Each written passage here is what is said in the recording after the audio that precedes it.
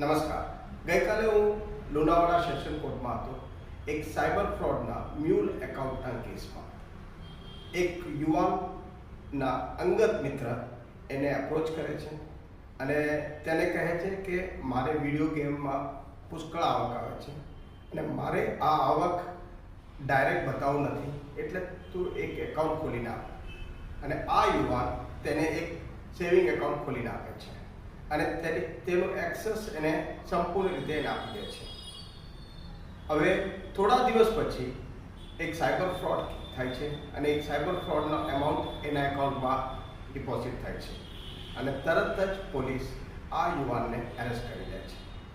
આજે આ યુવાન 80 દિવસથી વધારે કસ્ટડીમાં છે અને બેલ માટે સ્ટ્રગલ કરી રહ્યો છે. સાવધાન દોસ્તો, હજી એકવાર કહું છું, સાવધાન.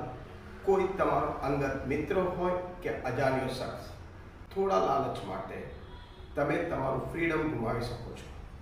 કોઈને પણ પોતાનો એકાઉન્ટ આપતા નહીં. તમારું એકાઉન્ટનો એક્સેસ ક્યારે પણ આપતા નહીં. તમારું એકાઉન્ટ દર અઠવાડિયે કે 2 દિવસમાં એકવાર ચેક કરતા રહો.